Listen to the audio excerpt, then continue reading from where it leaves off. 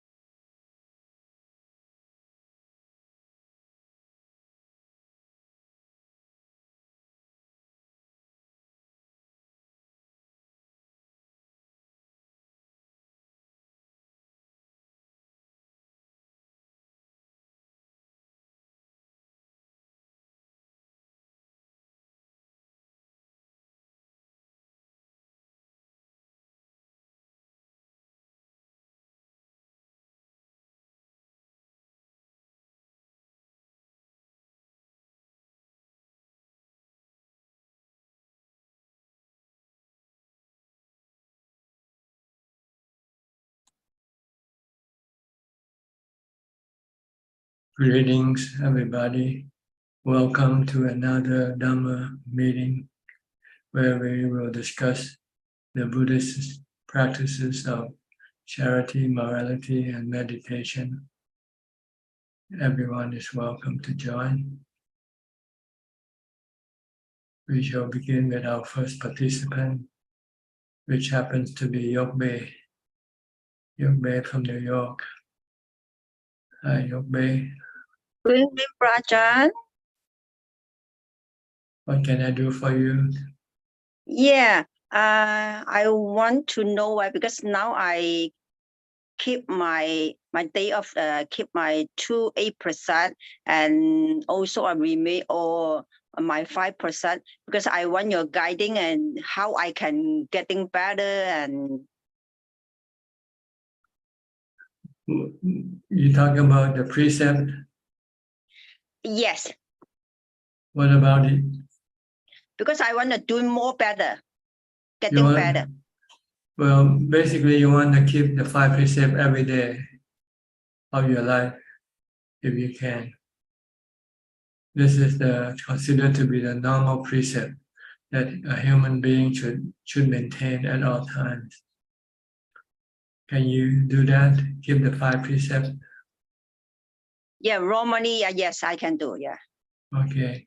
Then on your day off, like when you not have to work, you can keep the 8 precept and meditate all day. The 8 precept is for serious meditator who wants to meditate all day long. And you have to keep the 8 precept so that you will have the time to do the meditation. Because the 8 precept will prevent you from watching entertainment and eating, drinking too much excessively.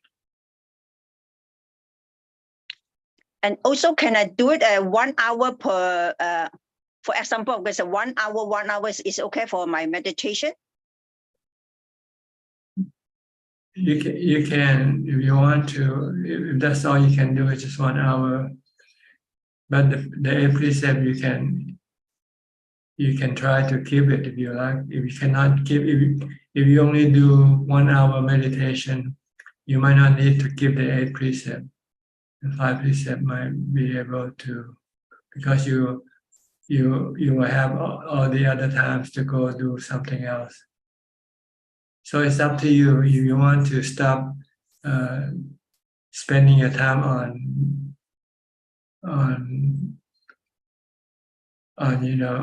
pleasure, on sensual pleasures, on entertainment and things like that, then you keep the 8 precept.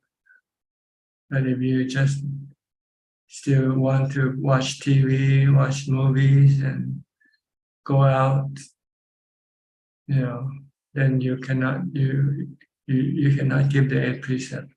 8 precept is for you to stay detached from the society, from people and things.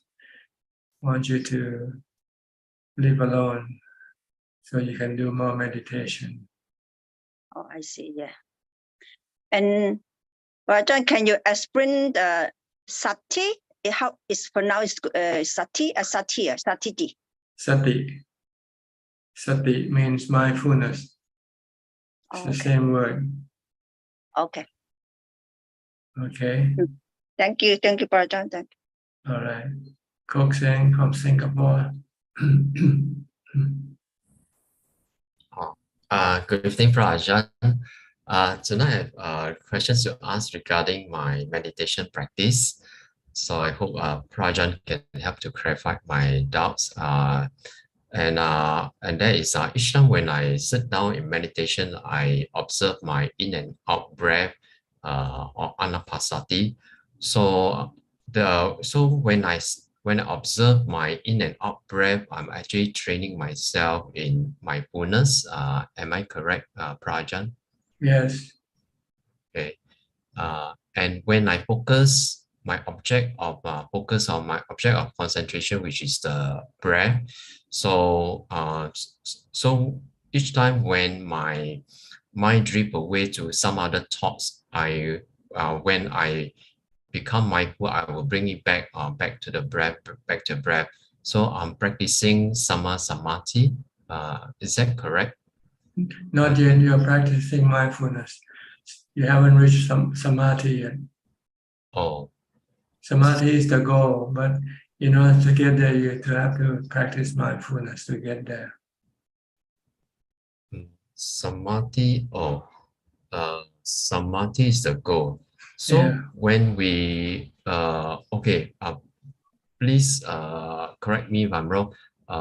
My thinking was when we focus on the breath, we are concentrating on our object of concentration, which is the breath. So isn't that considered as samadhi? No, mindfulness, samma sati. Okay. And if that is the case, then what is samadhi then? When the mind becomes calm and still, when you don't have to watch your breath, you don't have to do anything. Okay. So when the mind the mind, each time when I said the mind becomes calm, becomes tranquil, this is the product of mindfulness. The mindfulness. Yes, watching your breath. Okay, a product of watching the breath. Okay. Just keep watching your breath and don't worry about samadhi. Samadhi will come up when you have your mindfulness continuous. So Prajan, meaning that samadhi is actually the result or the product of watching our breath. Yes. Okay. When your mind becomes still. Okay. When your mind is not still yet, it's not samadhi yet. Okay. And it's like stopping an automobile. You just put on the brake, keep putting until the automobile stop. Then when the automobile stop, then you have samadhi. When the mind stop, then you have samadhi. Okay. And after and just before I finish my my anapanasati, watching the breath. So the last few minutes, if there are something that I want to contemplate on, I will contemplate, and that is considered as vipassana or insight meditation. No, not yet. You can call it that, but it's not. You have to have samadhi first before you can practice vipassana. Oh. Or it's just merely thinking without any usefulness of your thinking. You cannot stop your defilement. Oh, so that contemplation is not considered as the vipassana meditation. Only when you can stop your defilement, then it's called vipassana. only when we can stop defilement then consider as vipassana. Yeah. And do we call it contemplation? So you are doing homework of vipassana. You haven't yet practiced vipassana. You're just doing the homework, laying the groundwork for vipassana. Okay. Okay, if that being the case, so do I still continue to do contemplation in the last few minutes of after I finish my anapanasati? You have to do all day long, not just a few minutes. Yeah. The goal is not to forget the truth. And if you just do a few minutes, you'll forget. When you come out, you start thinking about the other thing. You'll forget about aging, sickness, and death. So you have to contemplate all the time. Oh, okay. So in other words, we don't contemplate on other subjects, but just contemplate on aging, sickness, and death All the time all the time. until you're not afraid of aging, sickness, and death. Then that's vipassana. If you're still afraid of aging, sickness, and death, it's not yet vipassana. Okay. Okay. Because the reason why I asked about the vipassana because my friends who they not they are from the Theravada tradition but of a different schools. So to them is that when they are thinking, that thinking itself is considered as vipassana meditation. Well, they can say whatever they want. But vipassana is to get rid of your defilement, your dukkha.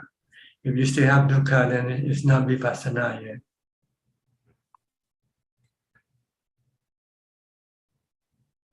Okay. Okay, I will. Yeah, thank you, Praja. I will contemplate over it.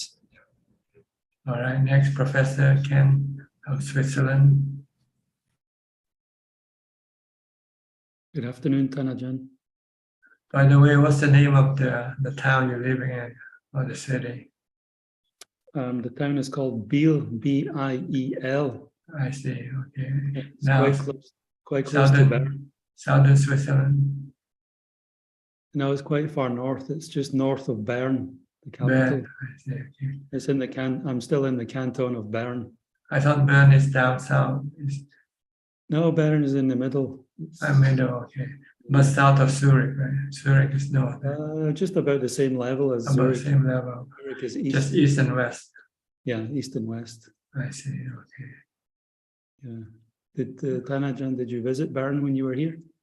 Yes. I actually I remember it was a Swiss National Day. I think August 1st, right? 1st of August, yeah. 1972.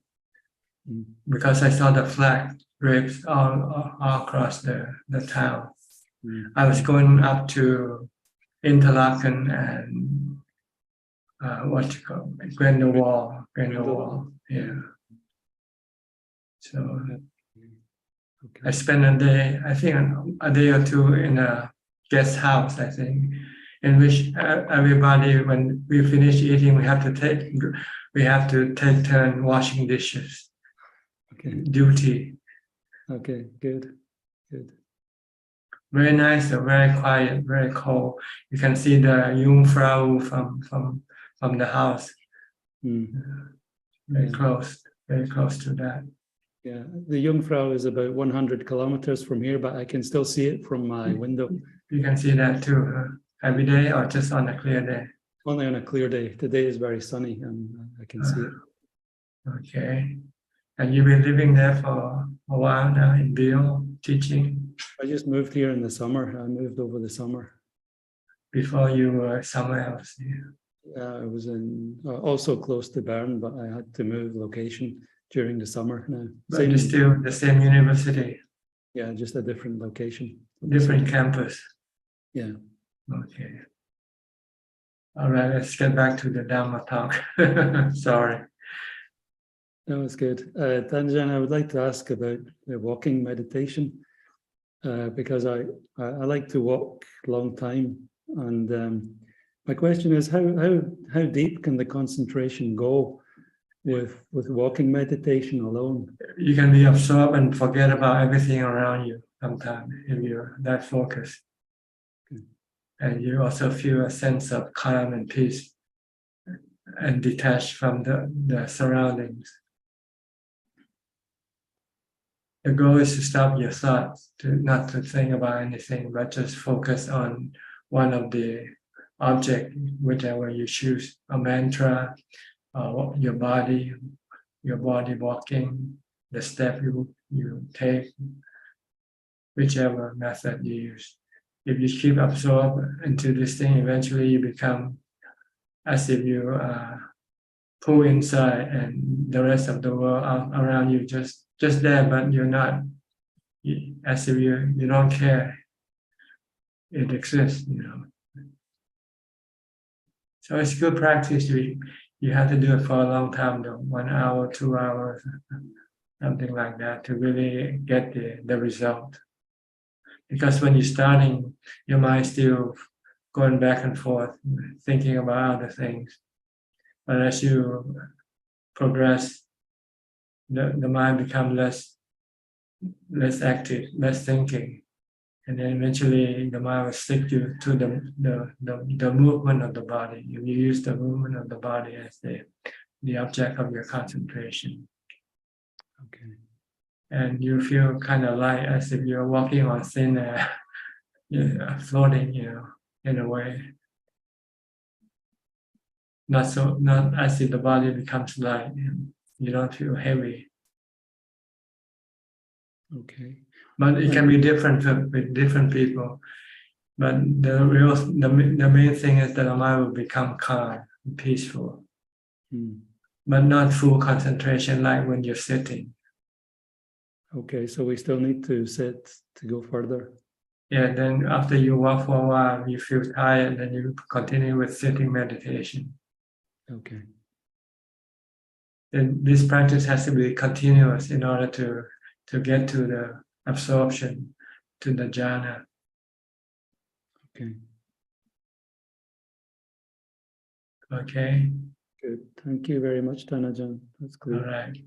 Next, Naomi from Canada. I'm not sure which part. Still in Toronto. Hello. Yeah, I'm still in Toronto. I see. I thought you might move to a forest hermitage somewhere. Well, I've spent a few months there. I think I'm going to spend a couple months, maybe, hopefully every year, a month or two at least. I see. Yeah, but I haven't. I haven't moved. Not yet, anyway. Okay. Yeah. But you're still practicing. Yeah, I'm keeping up my practice. I'm trying to practice at least the same or more at home. And then I'm doing retreats by myself for some short times and some a bit longer. And then I'm spending some time at a forest monastery up north, north of where I am. It's a long drive, actually. It's maybe a 15-hour drive or a 2-hour flight north. There's a forest monastery in Canada. So I went there twice already, and I'm gonna go again in February. Is it a Theravada monastery? Yeah, it's the teacher is Ajaan Punadamo. He's in the Ajahn Chah lineage. He has a monastery there. Good. Are there many monks there? Just the one. It's very, Yeah, it's very small, and the town that it's near, there aren't very many. There's a small group of devoted lay people, but there aren't that many Buddhists who live there. It's quite small. Mm. And he has facility for people to stay to meditate. Yeah, there are about 6 or 7 cabins, so it's actually very good for practice. it's very secluded, and there are never that many people there, so it's quiet. Okay, good. Mhm. Good to hear. Mhm. I have a question today. For somebody who would like to do the Dutanga practice of only eating from your one bowl for your food for the day, if they're offered, or if there's, say, some drinks like milk or juice, would the proper thing to be to just pour the milk and juice over everything? It Or would depends they? on the intensity of practice you want to do. If you feel that everything's gonna go and mix together in the stomach eventually anyway, why not mix it in the bowl? See, at least try it for once. See whether you have aversion or any problem with that or not. It's just a matter of training your mind to accept food as they come. Don't be choosy. Don't drink for that type of food or this type of food. If you still have that problem, then you should mix them all up. Okay. But you can maybe separate maybe the milk and the bread or something. Once they all mix, they become gooey or mushy. But it's up to you. It's up to you how the degree of practice you want to do. According to Long Tam Mahabhuay say, when monks eat in the bowl, they have about 3 levels of practices. The first level is when you put the food in there, you separate the rice on one corner, and the vegetables and meat on the other corner, and maybe the dessert on another corner. Okay, this is the level 1. The higher level, you just put everything in there without discrimination. Just put it anywhere. Don't separate them. Just put whatever you want. And the third one is once you put all this food together, you mix them all up before. So it depends on each individual's problem, I guess. If you feel you have a lot of problem with food, maybe you might want to, we call this to what you call torture the mind. In Thai, we use the word torture when we discipline the defilement. We have to torture the defilement.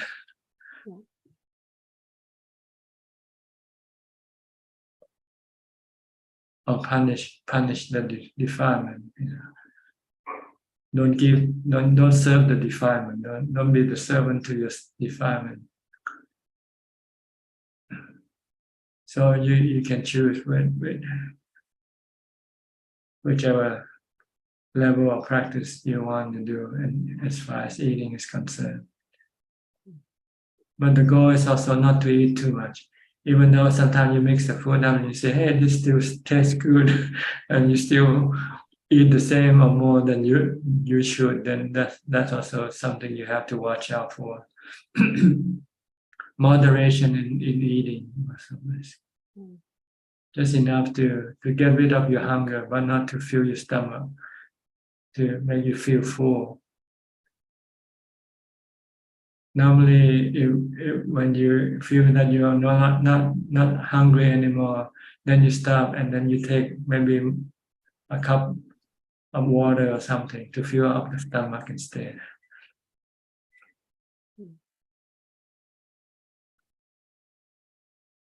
So it's also for convenience sake, really. If you eat in one bowl, then you won't have to worry about dishes to wash. Just one big dish, one bowl or something, and then put everything in it. And all you have to watch is just one bowl and maybe a spoon or fork that you use. So it's also for simplicity's sake. Eating, we should try to be as simple as possible. We don't want to waste time, our precious time on eating.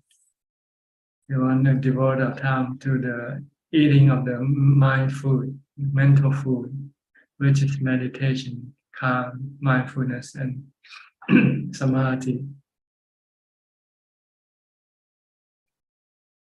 So we want to reduce the amount of time we devote to our body and try to maximum the time for our mind. Because the body doesn't really give us anything except just to exist temporarily. Once the body dies, we don't get anything from the body. We don't get anything from looking well after the body. Only one purpose of looking well of the body is to use it for the Dharma practice. Other than that, there's no use for the body, really. It's all used for the defilement. If you don't use for the body for the Dharma, then you automatically is using it for the defilement.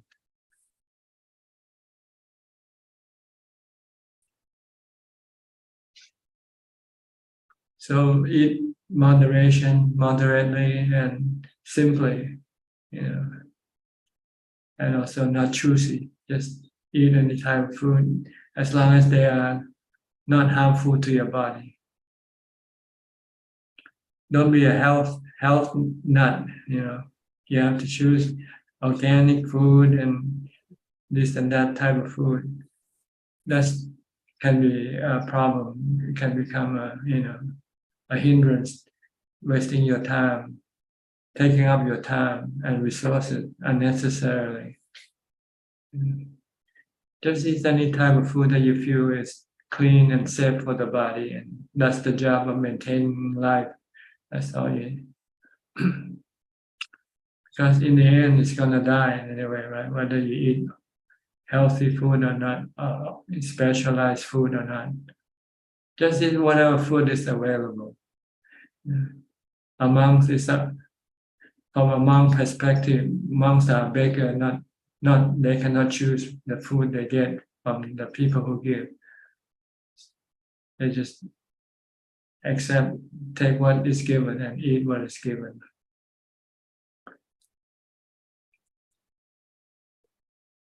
So if you still have problem with eating, like you still like this and that food, you might ask somebody to give you the menu instead you yourself. Or if you plan a menu, try to eat the food that you don't like to eat, to torture your defilement, to punish your defilement. Your defilement wants to eat the kind of food it likes to eat. So you want to punish it by eating something it doesn't like. But it's still usable, it's still work, it's still good for the body, still keep the body going. Then eventually you will have no problem with food. When you're not eating, you completely forget about what kind of food you're gonna eat. But if you're still attached to particular type of food, even after you have finished eating, you still might thinking about the next meal, what you're gonna want to eat.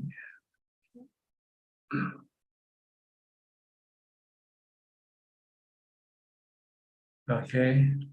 Mm-hmm. Yeah, thank you. Like what I ate today, I didn't plan for it, what I ate this morning, and I don't know what I'm gonna eat tomorrow. Mm-hmm.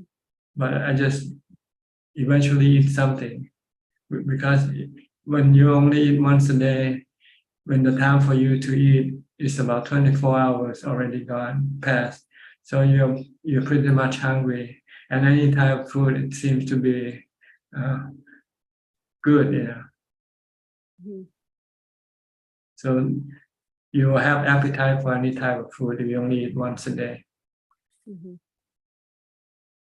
But if you eat many times a day, you don't have much appetite for food, so you might become choosy in order to eat something. So eating once a day is good practice, good for the body, good for the mind. The body will not be overweight from eating once a day. I think there was a study that just came out that People who fast can treat. They can use fast to treat diabetes type 2. I think. Simple diabetes type 2 is from overeating, right? Eating too much. So when you fast, then you get rid of the cause of the diabetes, overeating. And also it doesn't make you sleepy or drowsy when you meditate.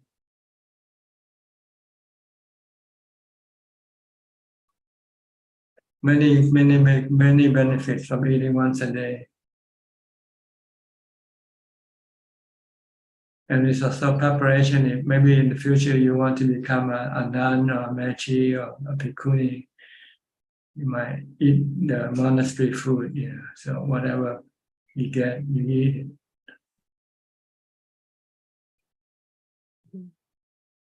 Eat to survive. Eat not for pleasure, for survival.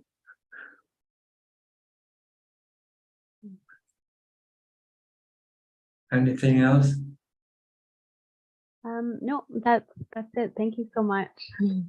How's your sis? She's doing well. She's getting ready to go to Thailand. She'll be Okay. there on the, I think she's leaving on January 1st and she'll be there on January 2nd. I think everything is more or less arranged. Yeah. Okay, good. Yeah, she's just doing her last minute preparations, but Okay, good. yeah. Good to hear that she not changing her mind the last No. minute. No, not at all. I think she's very happy to be going. Okay. Yeah, she's very happy for the opportunity, I think. All right, good. Mhm. All right, is that all for now? Yeah, that's all. Thank you so much. Okay, I'll go to the next participant. Mhm. Jake So from Penang. Ajaan, good evening. Ajaan, for the walking meditation, beside walking forward, we also can walk backward, right? Yes, especially when you're in a very tight space in which you cannot walk for a long distance. And if you keep turning around on a short path, you might get dizzy from turning around. So instead of turning around, you just walk backward instead. But you might want to know the back, whether it's clear or not. Nothing blocking your path. And if you reach the end of the path, you might want to put your hand behind your back so you know when you walk, when you get to the end of your path, when you get to the wall or whatever. Okay, yeah. Because if you walk in your room, for instance, it might be difficult to turn around every 10 steps. You can become dizzy. Rather than turning, you just walk backward instead. And it also might force you to be more mindful also when you walk backward. Walking side also okay, right, Ajaan? I never walk walking side, I never walk, just walking forward and backward. Oh, okay. I don't know how you walk by sideways. Step by step side, to the left or to the right. It's not normal way of walking though, isn't it? Okay. Thank you, Ajaan. Okay. Nanapat from Thailand, Ubon. นมัสการค่ะท่านอาจารย์ I don't have any question ค่ะ Thank you for your teaching ค่ะท่านอาจารย์ Okay. We'll go to Alfredo from Brazil. Alfredo. Brazil didn't win the World Cup this year. Last week, no energy here. No energy here. Yes, Sad. A lot of rain, a lot of rain, no energy. Here, the energy get off a lot. It's good. The sound is okay. No noise. No noise. Okay. Yes. But in your opinion, why the people think are have vipassana or are have enlightenment, or I have no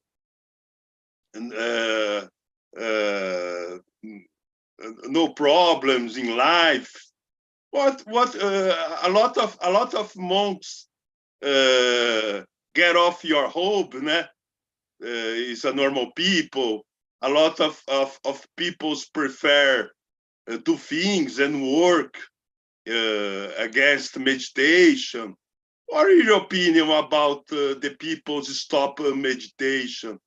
A lot of students of Ajaan, my friends, say me that jhana is not important. The important is a good mind. But they do retires. They do retires a lot, né? But they say that the important that samadhi is not so important. What is your opinion about people's stop practice? People's are thinking are enlightenment, Bante? Yes, because they never test the result you get from samadhi. They never reach the result of samadhi, so they don't know how important samadhi is, how good samadhi is. Yeah. And they thought that samadhi just doesn't give you any wisdom, so they dismiss the importance of samadhi. But wisdom cannot arise without samadhi as a support. Why? Because if your mind is still not fully absorbed or fully controlled under the control of mindfulness, you cannot force the mind to contemplate on wisdom all the time. You might be able to contemplate on briefly, and then your defilement will take over and take your mind away to think about some other thing. So you won't be able to see the Four Noble Truths at all time, or the three characteristics of existence at all time. You need to see it at all time in real time, so that your defilement cannot deceive you anymore. Yes. It's very hard to get to samadhi. That's why people don't think it's important, because they find it very difficult. So they dismiss this because they think thinking is wisdom. Thinking is not wisdom. Yeah. The real wisdom is you have to be able to stop your defilement. Then this is real wisdom. The knowing.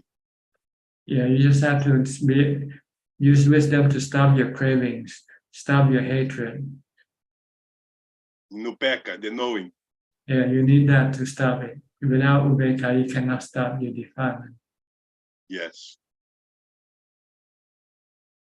Yes. Okay, so don't listen to them. Listen to the Buddha. The Buddha says Samma Samadhi, followed by preceded by Samma Sati, Samma mindfulness. Yes. You need to develop mindfulness in order to get to samadhi. And once you get to samadhi, then you can then go to vipassana or wisdom to get rid of your dukkha, to get rid of your defilement, your cravings, and your desire. Yes. Right now, we all have wisdom, but we cannot get our wisdom is not good enough to get rid of our cravings. We know the Four Noble Truths, we know the three characteristics of existence, we know Asukha, we know so many things, but we cannot use this thing to get rid of our defilement because we don't have ubeka. And knowing too. Well, same thing, knowing ubeka is one and the same thing. Same thing. You have knowing, you have ubeka. You have ubeka, you have knowing. Apana samadhi. Yeah, apana samadhi.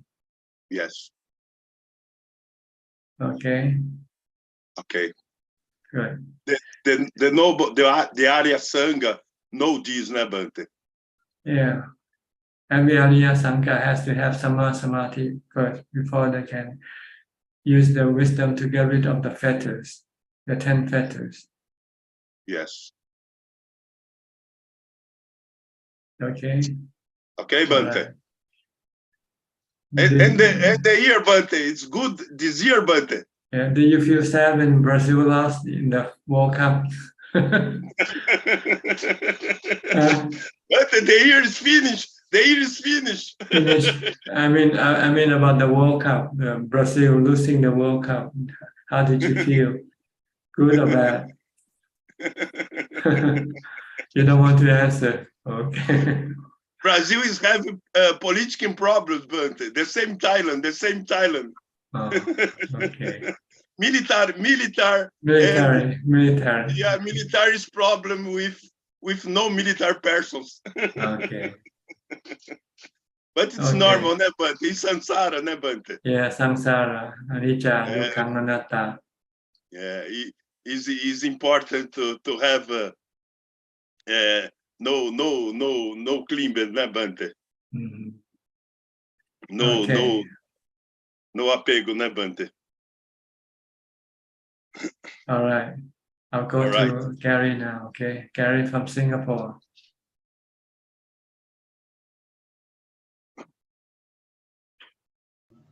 Good evening, Tanajan. I have no questions tonight. Just happy to be listening in.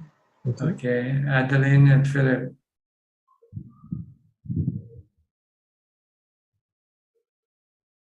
So you plan how long you're gonna stay in Thailand on your next trip? No, how many days is it? 4 days. 4 days. Yeah, 4 days. Just 4 days. Yeah, because the school is going to start On the second. on the second. On the second New Year Day. Yeah, so because I think after COVID the semester is a bit messed up. We used to have long holidays during the year. Holiday. Yeah, the year end, but somehow this time, it's just shortened by quite a fair bit. Okay. So I don't have any questions tonight. I'm just glad to listen in. Yeah. Yeah, me too. Okay, good. Wan Niman from Malaysia. She been here about 3 weeks, I think. She was here for 3 weeks, staying at Wat Yan and on the mountain. Ajaan, Yes. I came back after 3 weeks, but I'm still feeling very peaceful and happy. And I feel peace is more important than material things. Ajaan, why is it still feeling so good and magical, even when I feel the presence of the monastery after 3 weeks? Well, that maybe part of it is because you're maintaining your seclusion still. If you go out and start to socialize, then you'll start to lose it very quickly. And also, if you continue with your practice, also, you help to preserve what you have, maintain what you have developed. But eventually, you'll find that it will maybe decreases with time, and then you might feel the need to go back to more retreat to refill the peace that you have lost. So you still continue with your practice? Yes. As of now? Yes. Ajaan, if I wish to be a male in the next life and then be enjoying the monkhood after this life, in all the other lives, what can I do in this lifetime?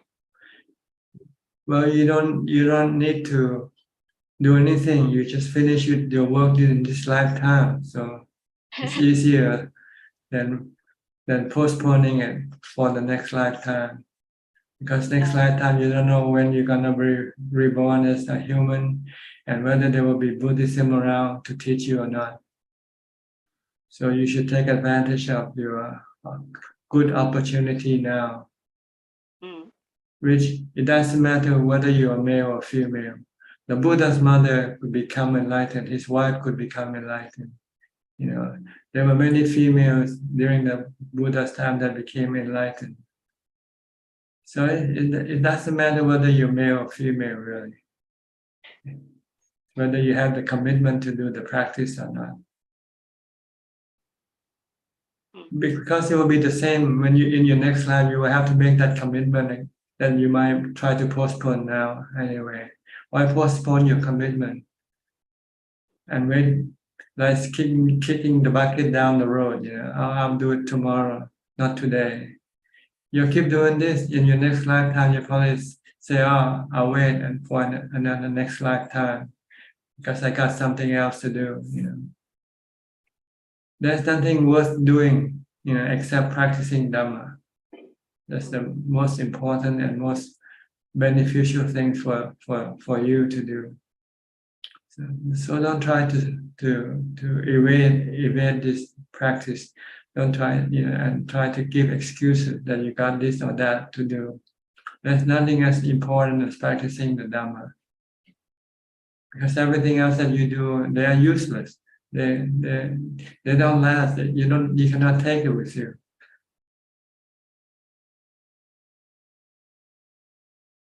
Yes. Yes. So you have the best opportunity now in a million lifetime, you know. So don't throw it away and wait for the next one, you know. You don't need to be a male. Oh, you know, it's not gender that makes the difference. Male or female still have the same defilement. You know. Okay. I So keep understand. practicing dana, sila, and bhavana. You know. That's all you need to do. Just keep maintaining this practice. Try to go more to retreat. Yeah. Yes. Okay. You have to do it sooner or later. If not this lifetime, next lifetime, you're gonna have to do the same thing that you try to avoid doing now. So why do you try to avoid it for? Yeah. When I was in Wat Yan, I was trying myself how many more retreats, how many more walking and sitting I want to repeat before I put in my perseverance to practice. I have been doing sitting, walking retreats for many lives, and I'm still here. That was. You shouldn't worry about how many. Just keep I doing mean, in it. the past. So Yeah. when I was in the monastery, it just came to me how many more. Like I have been repeating the practice for so many lifetime, and I'm still postponing, like delaying my practice. Yeah, just keep on practicing. Devote as much time for the practice as possible. Okay. I Okay. understand. Thank you, Ajaan. All right. Next, Belinda from Singapore. Hello, Ajaan. I have one question. It's easy to see our aversion, the greed, and when it comes to ignorance, it's like there are blind spots where we can't see. So by asking questions, I realize, yeah, if you don't ask, then we stay ignorant. Are there any other ways that we could? I think ignorance is quite scary when you don't know that we made mistakes or when we can't see. So You just follow the Buddha's path, then you can prevent ignorance from overcoming your thought, your mind. Just follow the Buddha's teaching. That's the path to wisdom, the path to knowing, you know, to get rid of your delusion. Just keep practicing dana, charity, keep the precepts and meditate. And try to not do anything else but these three things, except those that is essential for maintaining life, like working, to pay for requisites of living, food, shelter, medicine, and clothing. That's all. every other thing are all delusional. If you go out for holiday, you go for entertainment, these are all delusional acts. Imagine if you go for education, like It has to be a reason what type of education. If you have to study to make so that you can have a way of making your livelihood to maintain your body, then it's important to do. But if you want to get richer, so you go study more, then this is defilement also. If you already have enough to live with, then you don't need to study anything else. You should study just the Dhamma instead.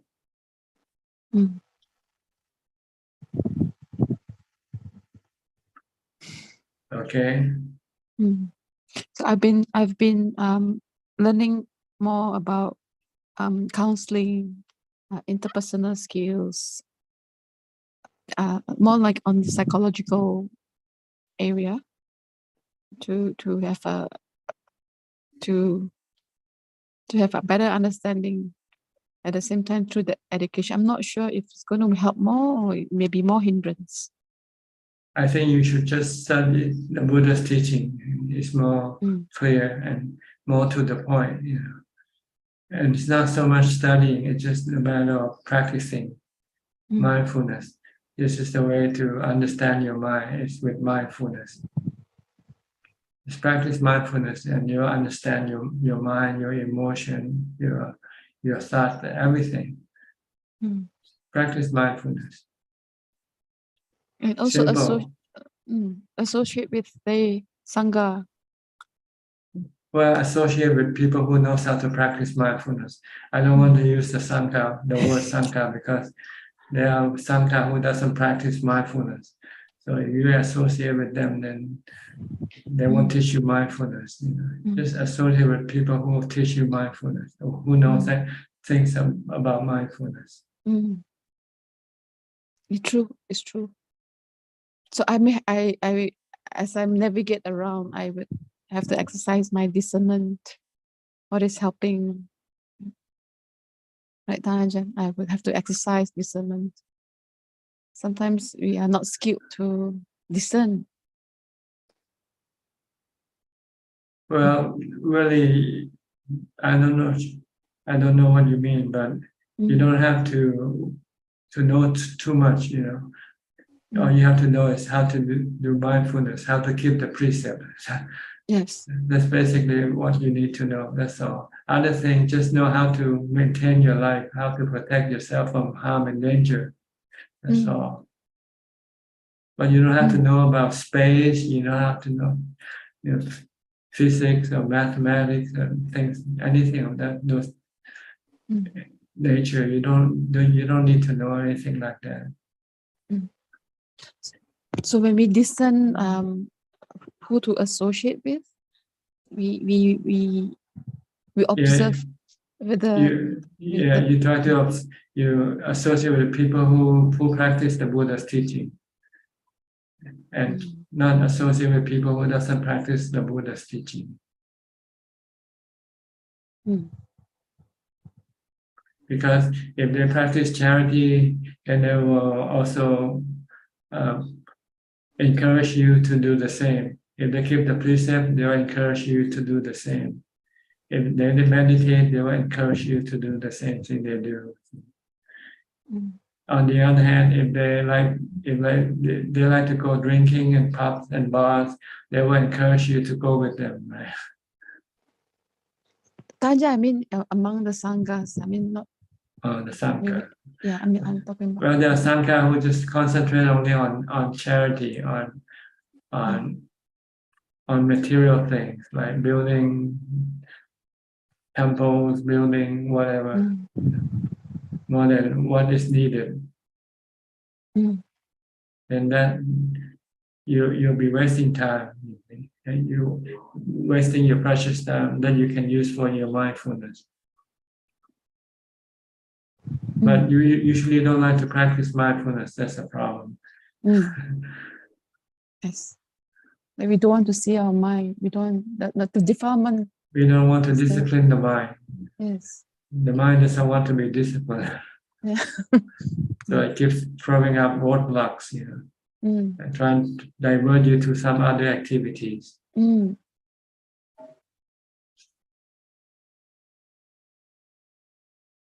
Okay? Thank you, Ajahn.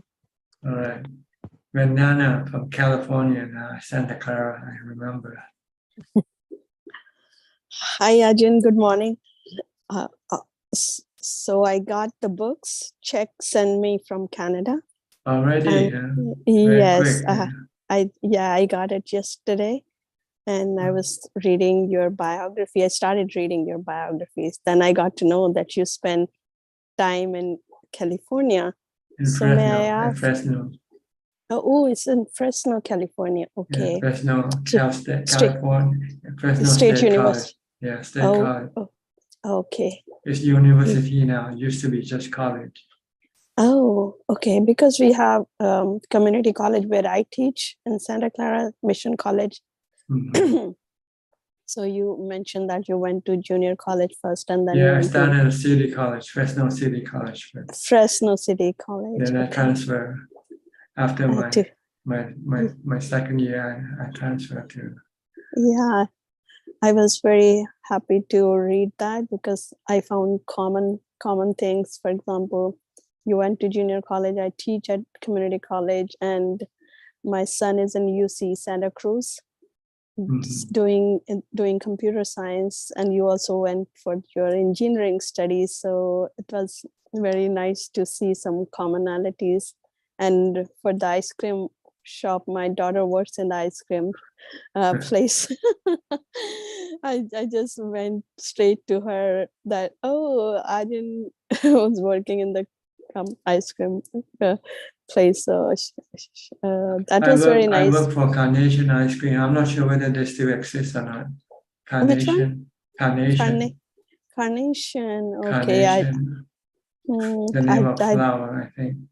Oh yeah. Carnation Okay. Ice Cream. Okay. It must be. I will look for it. Mhm. But that was very pleasant experience. I just started reading it, and yeah, I've been keeping up with my practice. It's just the defilement. I was listening to everyone, and of course, watching TV is one of my defilement, which I like watching like one show. It's a comedy show, but I can see my defilement clearly when I'm watching it. That and my mind giving excuses. It's okay. You deserve to be happy. So that's my defilement talking to me. I can see them now more clearly. And about the eating, yeah, I was very happy. I was very curious to understand this why monks eat in one bowl, but now I got it clearly when you were explaining to the other girl. And I will try that too. I like experimenting with Buddha's teaching. So that's my, I love that, okay, something coming to me, I will experiment, just like defilements of watching TV, which is still overpowering me every day. I said to myself in the morning, okay, today I'm not going to watch that show, but again in the afternoon, because I wake up early, do meditation, walking, everything. Then I said, okay, I grade papers and submitting grades, and because this was the final week. So a lot of work I did this semester, teaching 4 classes, full load, and also participating in other project in college. So I thought, okay, I deserve to be happy, but that's my defilement telling me, no, you should just, yeah. So I feel I start to laugh when this defilement shows up, and then I gave up. I surrendered to them. That is the biggest defilement I had. And one more thing, which is the agitation about something. For example, some people went to India, of course, Bodh Gaya, and they commented on the poverty, looking at the poverty. And somehow I felt that agitation to respond back. And I could feel that in my body, that my body get agitated. And I started writing the comments. Please do not comment on the surface level when you see poverty. India is improving. and I know that the truth that India has a lot of poverty, and I can see so many things which can be improved. But when someone else said that, I felt that they're judging me, so I felt agitated in my body and I responded. So my question is that when I see that, how to not to react? I mean, I can see it, agitation, that my defilement's telling me to, okay, respond. And I give up. Just accept it. This is part of the world, the way of the world. People like to criticize or praise somebody. If they like something, they praise. If they don't like, they criticize. This is part of life. It's like the weather. Just look at part of like weather. You get the snow, storm, you get the heat. And something you cannot prevent or avoid. Yeah, and then I went ahead later on. I deleted my comment. Yeah. And I thought, but I gave up. Just don't read them. That's all. Don't read anything. Just why do you want to read people's opinion? There's all types of opinion. Yeah, that's what I thought. That I You don't even know who they are, and you just read and then that's my that's don't waste time. Don't waste your time on people's opinions. Yeah, that is true. And yeah, because I feel like that I try to see from all perspective, try to understand the other person, but I know that I have tons of defilement, and now it's coming up and I can see them. That's a great thing that I can see them, and unless I see them, like, how can I overcome them? So yeah, but thank you so much for the books I got, and I said thank you to Czech and for being so kind to me, and now I'm going to start reading all the books. Okay, thank you're you. Welcome. You're welcome. Thank you so much. Okay. Next, I think it's Ricardo. Yeah, Ricardo from Uruguay. You're also coming next year, huh? Yes, on January. Today I will write to your secretary, so to make arrangements.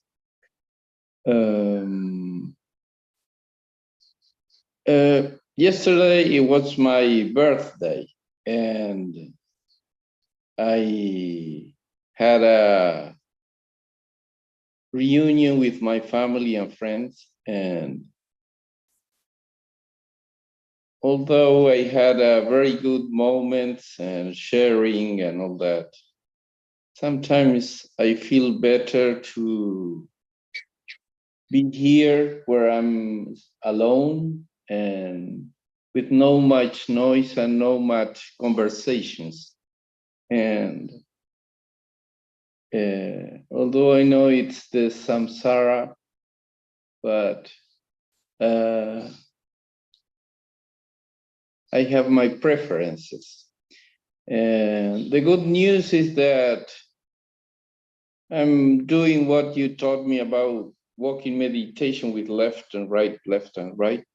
And it's helping me a lot because I have more and more mindfulness. And although sometimes I get identified with the anger or rejection, not aversion, but because sometimes I have some histories about some people, family and all that, that I can see that I've been told how to reject people.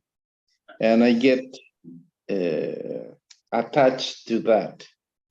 But anyways, this is the end of this year, and really I want to thank you for what you have taught me lately, and it has been a great help to be more mindful all the time.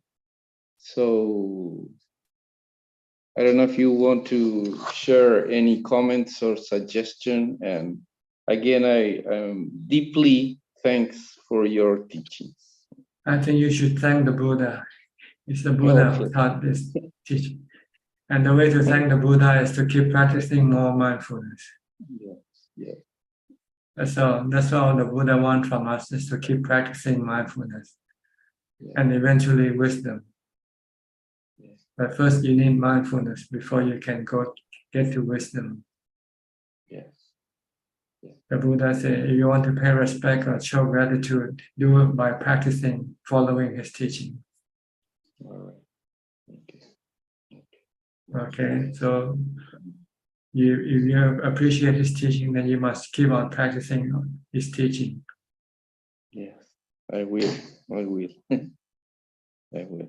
It's good benefit for me, my family, and all the people around. It's the best benefit in this world. There's nothing more beneficial than the teaching of the Buddha, the result from his teaching.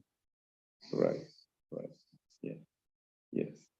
It makes your mind better. It makes your mind more calm, more peaceful, less agitation, less stress. Yeah. Yeah. It's true. Suffering, suffering does not come so easily.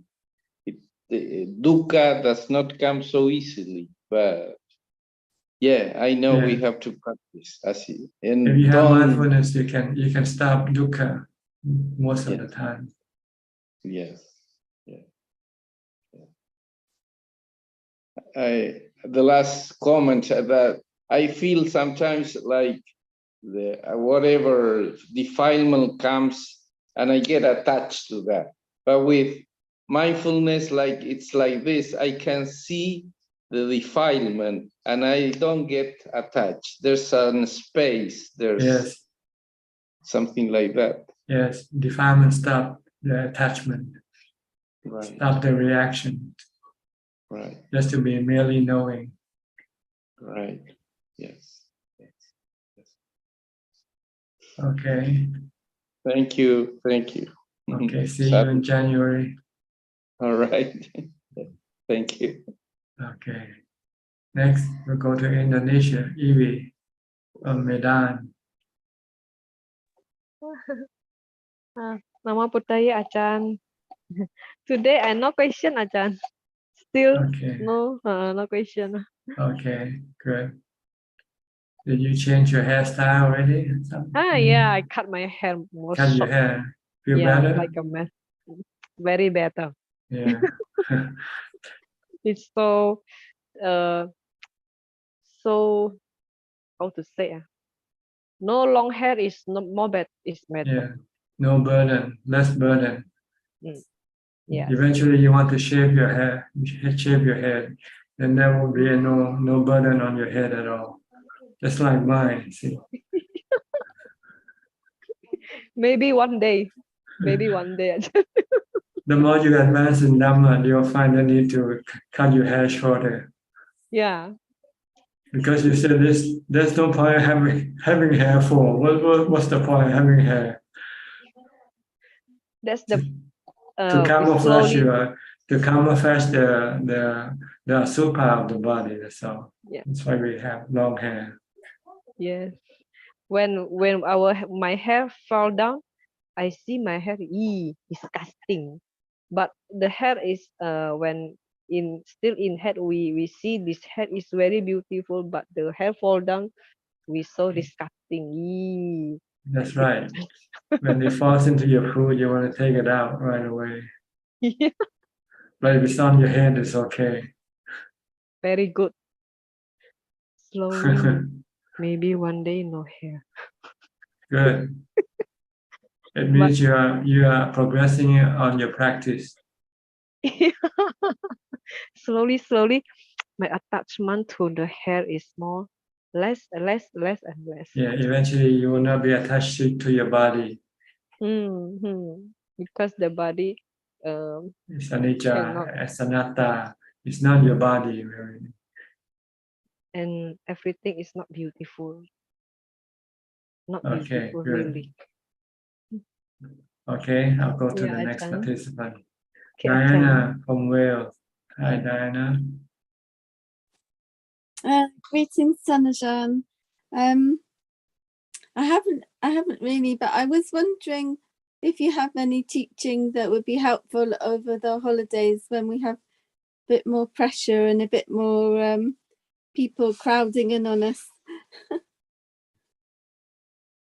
What do you mean? We have here, I don't know what you have there, but we have the Christmas holidays, and all the family come home, and we have lots of cooking and lots of people all around. Yes, it's the time to celebrate. Have you got any teachings to remember to get through it? Just moderation in eating, I guess. Maybe just eat once a day. Yes. Thank Practice you. eating once a day. Then you won't be overeating because of so much food, you know. I was thinking more of the too many people. No time for solitude. Yes, you just have to accept that this is the season of gathering, not the season of solitude. Yeah. If you want solitude, you can have stress because you are running or denying reality. So don't deny reality unless you can escape yourself from people. Then that's okay. If you can somehow excuse yourself and go away and be alone in a cabin somewhere. If not, then you just have to. You have to be graceful to people who come. You know, you have to be nice. You know, and act as if they're not welcome or something. Acceptance. Yeah, acceptance of reality. But you can change your reality by removing yourself from where you are and go somewhere else where no one can follow you. I don't think there is anywhere. But anyway, happy holidays, everybody.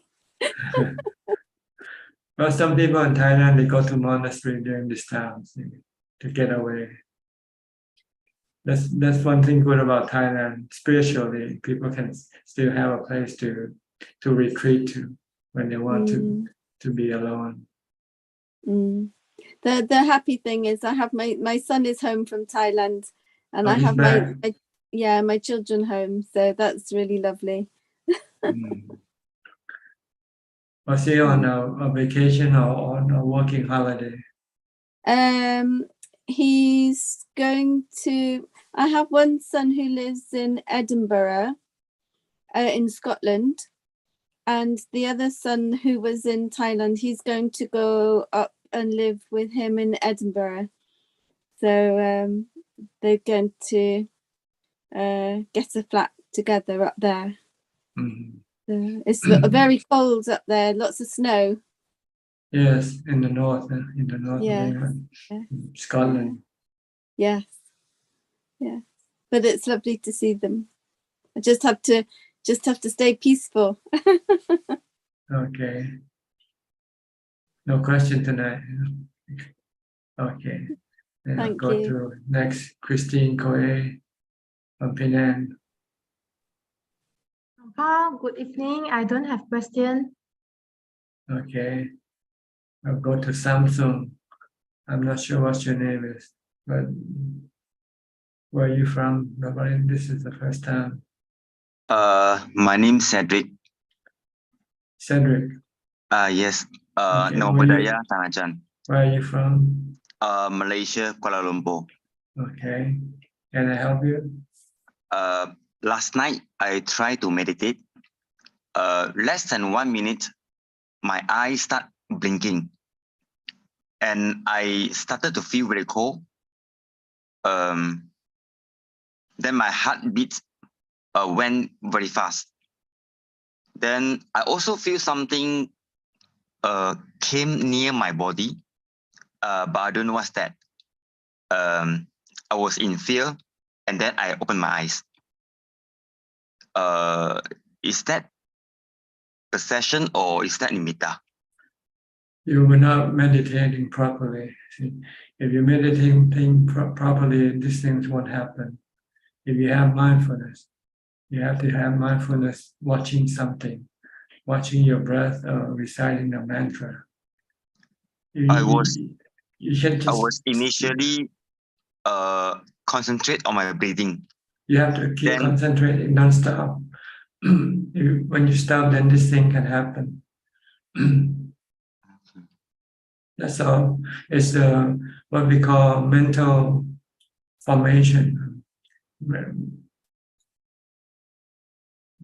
Things created by the mind. These things that when you're sitting and doing nothing, when you're not controlling your mind, then the mind can start to produce things like this. So you should come back to your breath when things happen. It means you're not mindful anymore. If you're watching your breath, keep watching all the time. Don't go away from your breath. Then your mind can become calmer and more peaceful, and eventually it will become still. But if you don't watch your breath, then this thing that you mentioned will appear, can appear. okay. Okay. So if you cannot maintain mindfulness, it means you have to practice more mindfulness before you meditate. You can use practicing mindfulness by reciting the mantra during your daily life, daily activity. Or you can keep watching your body movement, your body action. Don't let your mind go wandering about other things. This is to control your thoughts, your mind, so that when you meditate, the mind can become calm and still. If you don't have mindfulness, then you might only be able to concentrate on your breath for a few minutes, and then after that you forgot, or you just stop, and then you let your mind start to creating stuff to scare you. Okay. Okay. All right. Thank you. You're welcome. Rosli from Indonesia. Evening, Ajaan. I don't have any question. Thank you, Ajaan. Okay, Sweden Czech from Canada, near Vancouver or Vancouver. Hello, Ajaan. It's snowing here, Ajahn. It's snowing in Vancouver also, huh? Yeah. We have a cold front I see. this week. Yeah, so it's we seldom have a lot of snow, but today we have a lot of snow. But it's quite peaceful when there's Okay. no Vandana traffic. sent her thanks to you for sending her the books. It's actually Kun Jup that sent the Kun book Jup to did. me, so I sent to then I sent to her. I'm the middleman, Ajahn.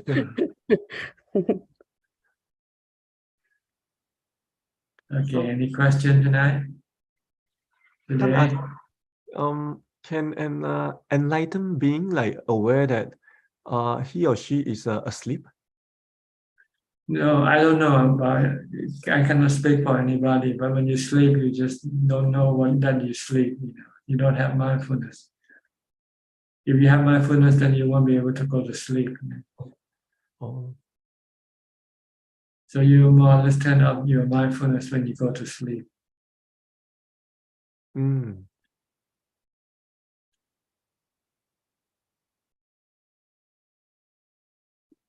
That's only my questions. So our mind is tied to the body, but then when body go to sleep, and then the mind will be in its own world. Well, I don't know. And I never thought anything about it before. It's just when you go to sleep, you go to sleep. What is there to analyze, What's more important is when you're awake, what do you do?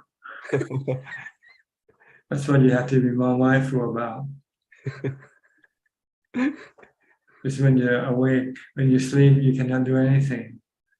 The the karma take over your mind when you go to sleep or when you die. Mm.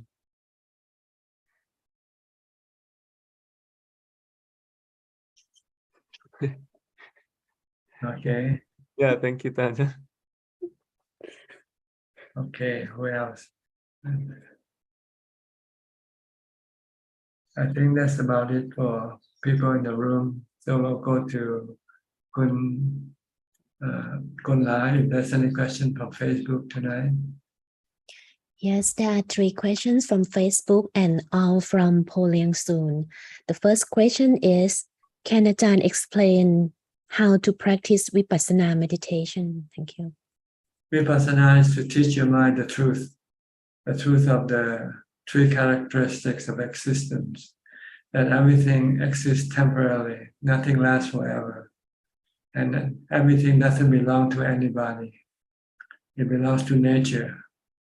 If you want to claim it to belong to you, you can become sad because you will not be able to keep it.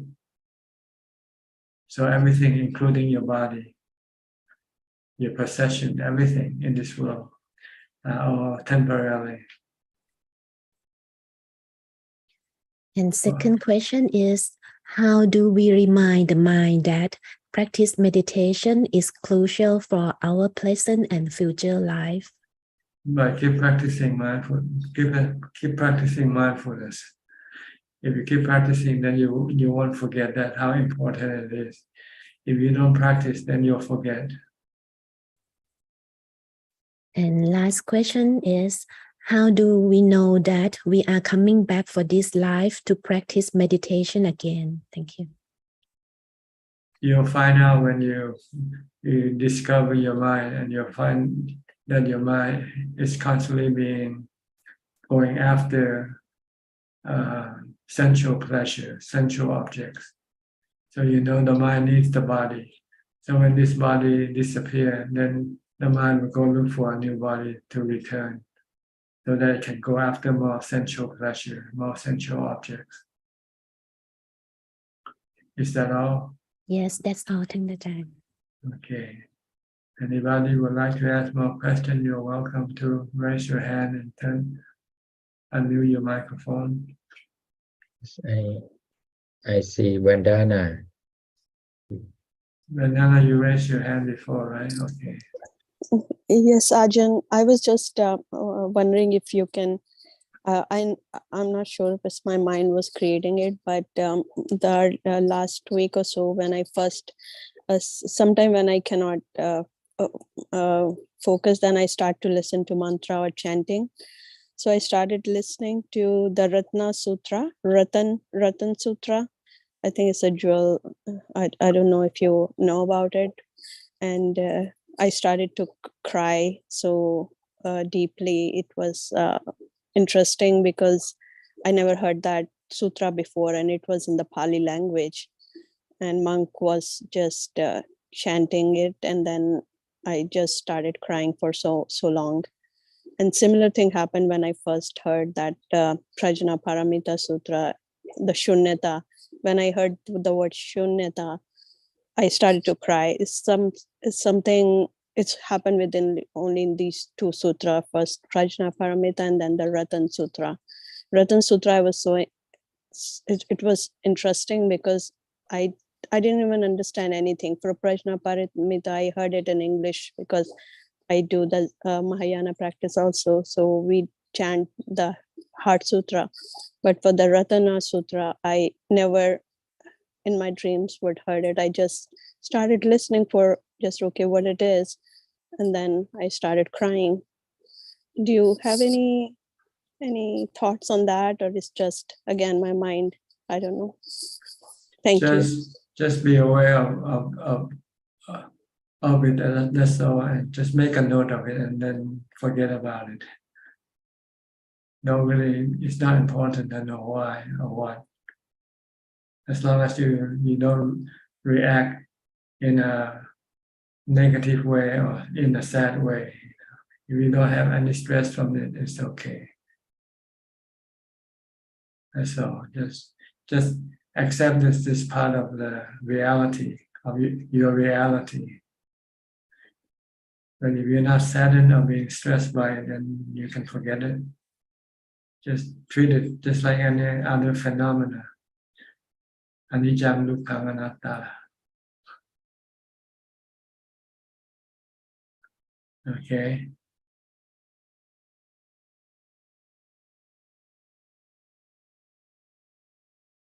Anybody else?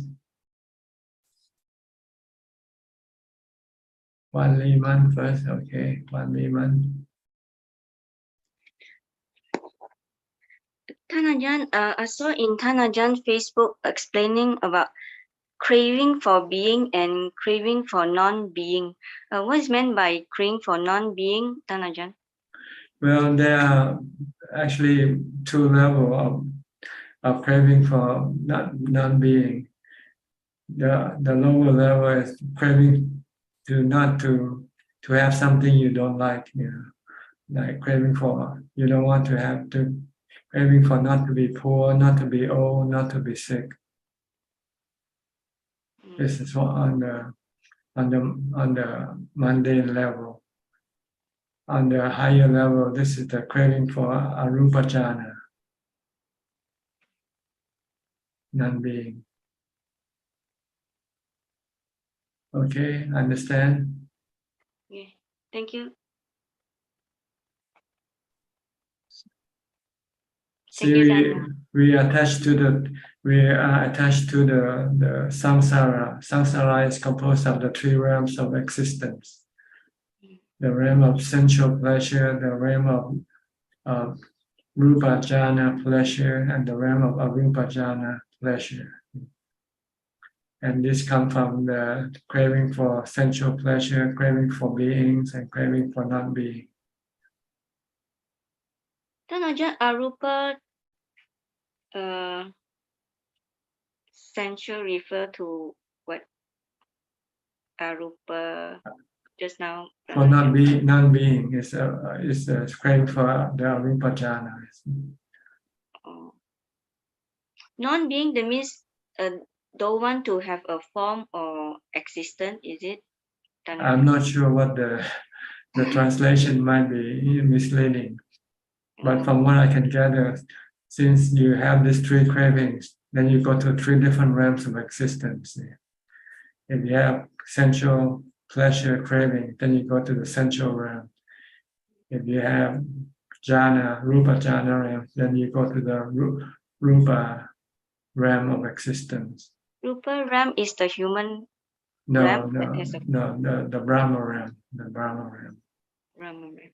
How about Also the rupa is also there are two types of Brahma: Rupa Brahma and Arupa Brahma. But on the lower level, on our existence, we tend to we want something and we don't want something. When you want something, this is for being, for craving for being is when you want something, and when you don't want something, then that's craving for not being. Okay. Craving for something and craving for not to have something, then that's not being. Understand now. Thank you, Ajaan. Okay. I think Melinda just raised her hand before, right?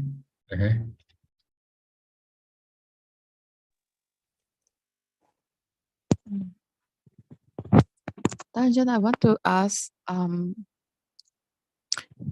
like, how do we, we discussed earlier, like we know many,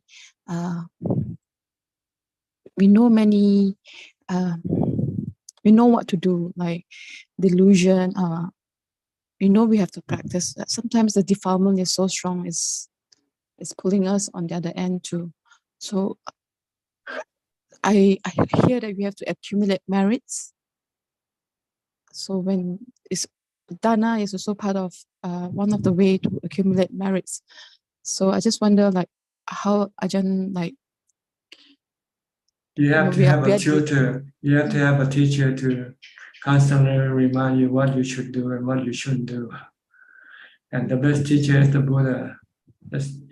Just study his teaching. The Buddha said, don't do bad karma, do only good karma. And purify your mind, get rid of your defilement. That's all you need to do. Can you not understand simply these three things that you need to do taught by the Buddha? You know what bad karma are? Don't kill, don't steal, don't cheat, don't lie, don't commit adultery, sexual misconduct, and also don't take drugs or alcohol or gambling, do vices, avoid all the vices. In order to maintain our sila, we also need to practice bhavana such that our mind is strong enough to anchor, not to gravitate towards the vices, right, Ajaan? Well, it's all that you have to try to do, that's all. I think it's the other way around. Your sila will support your bhavana practice, not the other way around. So from my experience, sometimes we know what to do, but we need meditation to anchor, not to do it. Like we know not to. It's that all has to be done as much as possible to support one another. Like that's how for me, very stubborn, kilesa inside. How do you know that you use bhavana to anchor when you cannot bhavana in the first place? Like Ajaan said, we need tutor. We need to get in touch with the sangha, and then the constant reminder, and the intention to. Because keeping the precept is easier than practicing bhavana. If you cannot keep the precept, how can you practice bhavana? I don't know. Sometimes I get a lot of like Ajaan say, at some point I need to learn how to cut off certain contexts. Otherwise, you get pulled out to. So I need to look for like Mangala Sutta. I really have to choose where I spend time, who I spend time with, and there will be friends who pull, and then that's when the sangha would remind to anchor the root of sila. A constant reminder, and including meditation to overcome fear, insecurity, and all, so that I do not gravitate towards vices or habits. Okay, good. Whichever method you can use it to your advantage, then use it. So how much dana we do? I don't know. You yourself have to find out yourself. How can I tell you everything? So dana can be, when you eat, you don't ask me how much you should eat, right? When you eat, you don't ask me how much you should eat. So same thing with dana. How much dana you want to perform is up to you. The more you do, the better for you. That's all I can say. If you can give up all your money, that's the best thing. And go become a nun and live in the monastery. So if I cannot give money, I can give service. Whatever you can give, Why cannot you give money? Because you're still attached to your money. Insecure.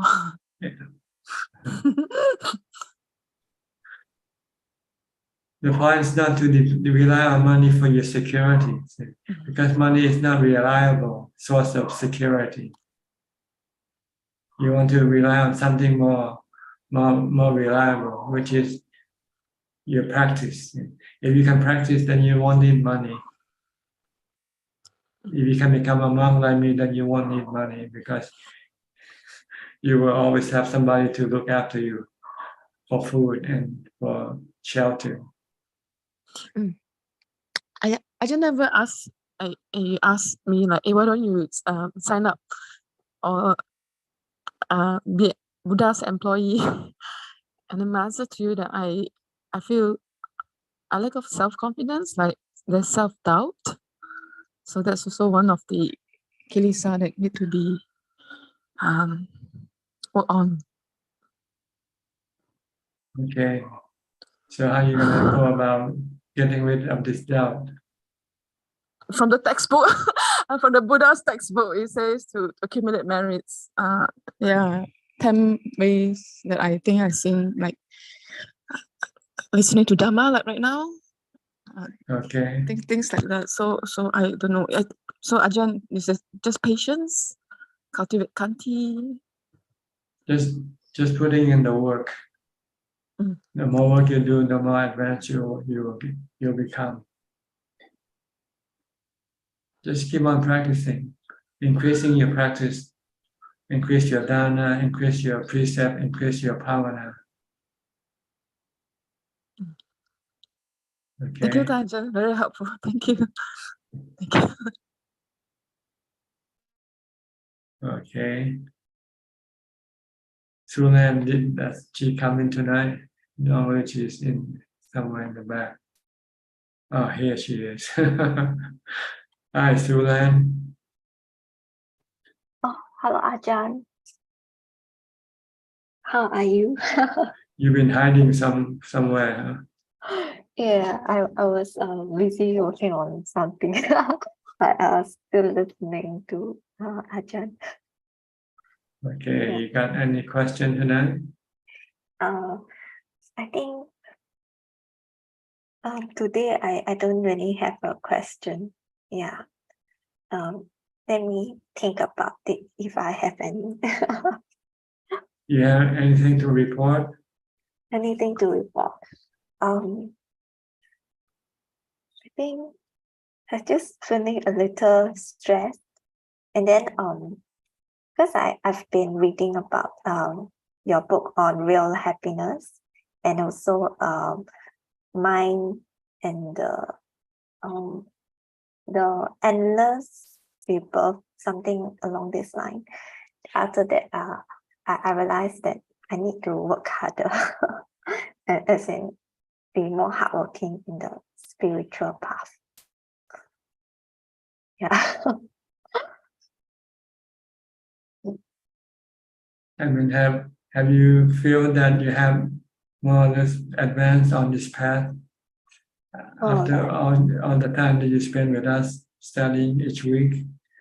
Do you find that you have learned something more than what you knew before? Yeah, actually, I feel that I've learned more compared to in the past, and then through the question and answers, it also helped to clarify some of my doubts and clear some of the misperception I have. Yeah. Then there was, I think, 1 week when I was feeling very, very down. Then afterwards, I listened to you, and then I also read your books. Then slowly my state got better. Your mental health is better now than before? Yeah. My mental health is better now. Okay. That's what we're trying to do here, to improve our mental health. Yeah. To reduce the stress that we have. Oh, So yeah. just watch this. We are here to reduce the stress in the mind. Stress reduction. Yes, stress reduction. Eventually, we should not have any stress at all if we succeed in our practice.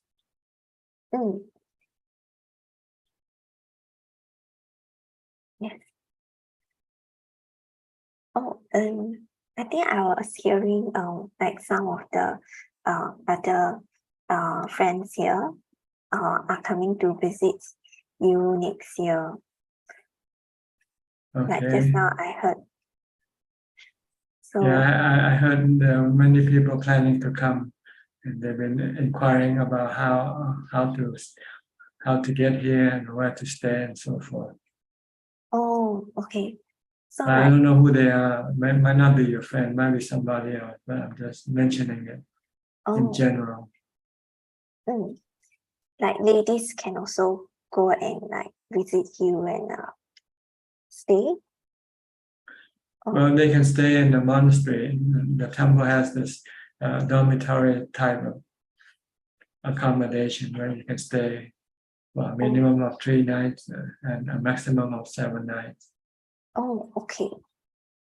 So we can actually apply it through the admin, is it? But you have to also do the practice. It's not a holiday accommodation. Oh.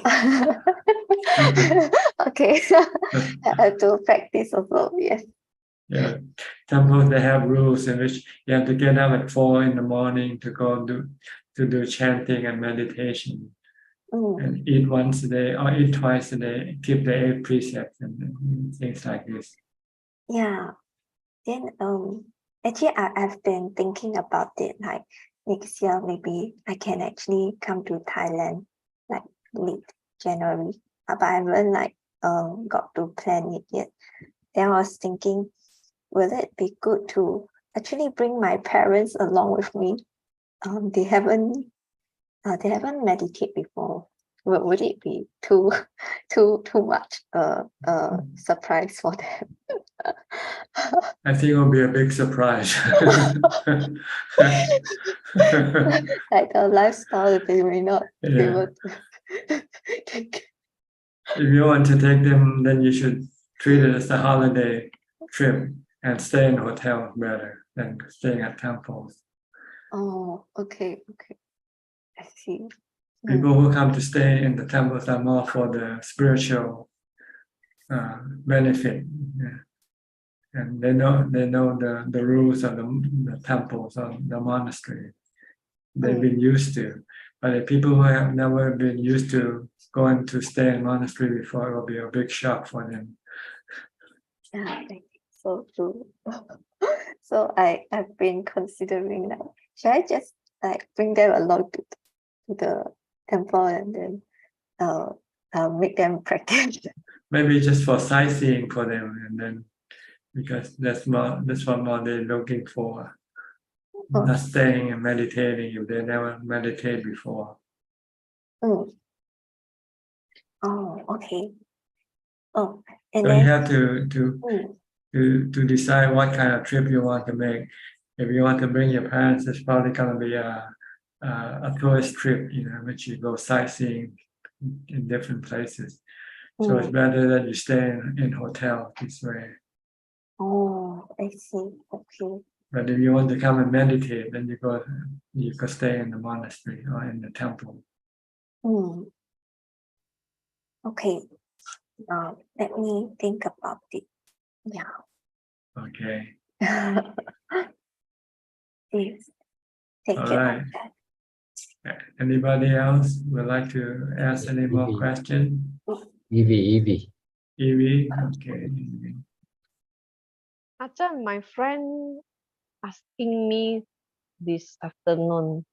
She said that she has jealousy and anger inside her. This habit can appear as easily. How to overcome it, Ajahn? Well, it depends on what type of jealousy you have. If you are possessive of your possession and you're afraid that, like your husband, and you're afraid that your husband might go and have something to do with her, with other people, then you have to look at that, your husband is not somebody you can control, anicca, anatta, So she has to understand the impermanent nature of things. That things happen without your control. I'm not sure if I answered this question correctly. I'm not sure what do you mean by envy? When you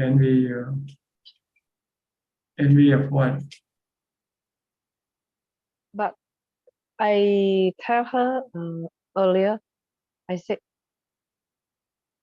I told her to assume that the jealousy and anger as a guest who don't need to be served.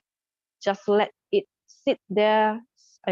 Sit here for how long? Just don't serve solve the jealousy and the anger, food and drink. Don't have to serve this guest over time. It will leave. I said that. Is that the correct answer, Ajahn? Yes, this is Obeka. So we can do that. Just know that it comes and go, and don't do what it wants you to do, to get angry or to do to say something bad or to do something bad. You should just restrain your mind. I said you just know, okay, my Yeah, just jealousy know. is appear, but you don't have to suffer. I said that. I don't know she understand or not, but this is my answer to her. Yeah, maybe she understand what I say. See, if you're jealous because somebody is better than you or richer than you, then you have to think that this is the law of karma. We did different type of karma in our past, so we reap the different consequence of our karma. People are richer because they did some more good karma than we did.